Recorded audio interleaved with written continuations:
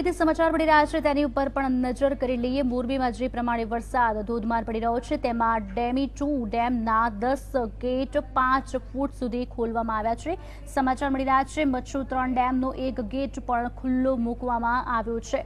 ટંકારામાં ભારે વરસાદને લીધે તંત્ર પણ એલર્ટ થઈ ચૂક્યું છે, કારણ કે તેમાં 12 ઇંચ વરસાદ નોંધાયો છે। ટંકારા પંથકમાં 12 ઇંચ વરસાદ નોંધાયો છે, જ્યારે દરવાજા પણ ખોલવામાં આવ્યા છે। તંત્ર દ્વારા નીચાણવાળા વિસ્તારને ખાલી કરવાના આદેશ પણ આપવામાં આવ્યા છે। આજ અંગે વિગત આપશે અમારા સંવાદદાતા રવિ અમારી સાથે જોડાયા છે। રવિ, એક તરફ ધોધમાર વરસાદ, બીજી તરફ ડેમના દરવાજા પણ ખોલવામાં આવ્યા છે, તંત્ર દ્વારા કયા પ્રકારની કાર્યવાહી હાથ ધરાશે આગળ?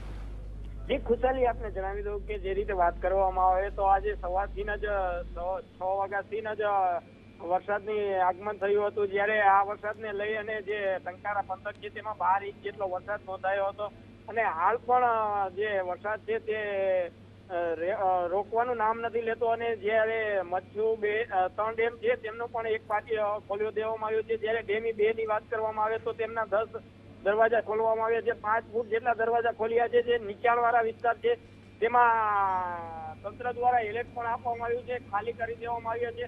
અને હાલ તંત્ર દ્વારા જે રેસ્ક્યુ ટીમ છે તે ટંકારા ખાતે તૈનાત કરી દેવામાં આવી છે, જ્યારે કોઈ જે ગામડો છે તેમને સંપર્ક ન તૂટે તે માટે પણ તંત્ર દ્વારા કોઈને કોઈ કાર્યવાહી હાથ ધરવામાં આવી છે। જ્યારે કલેક્ટર સહિતના જે આગેવાનો છે તે હાલ ટંકારા ખાતે રવાના થઈ ગયા છે, જ્યારે આ રેસ્ક્યુ ટીમ સહિત તમામ કાર્યવાહી હાથ ધરવામાં આવી રહી છે। જી ચોક્કસ રવિ, તંત્ર એલર્ટ થઈ ચૂક્યું છે, પણ તે પણ જાણવા માંગીશું કે કયા ગામોને ખાસ કરીને નુકસાન થઈ શકે છે તેનાથી, ને કયા ગામોને એલર્ટ કરવામાં આવ્યું છે, કેટલા ગામ છે તેટલા?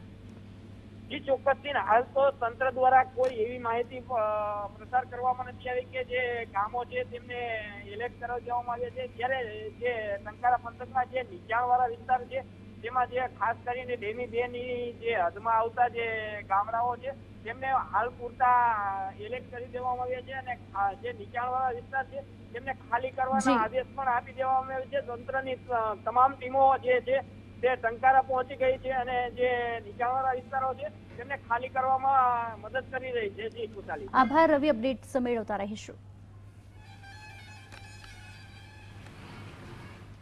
તો મોરબી જિલ્લામાં ભારે વરસાદની આગાહીના પગલે સવારે 7 થી સાંજના 4 વાગ્યા સુધી ધીમી ધારે વરસાદ પડ્યો હતો, જેમાં જિલ્લામાં એકમાત્ર મોરબીમાં સાંજના 4 થી 1 વાગ્યા સુધીમાં 1 ઇંચ વધુ વરસાદ નોંધાયો હતો।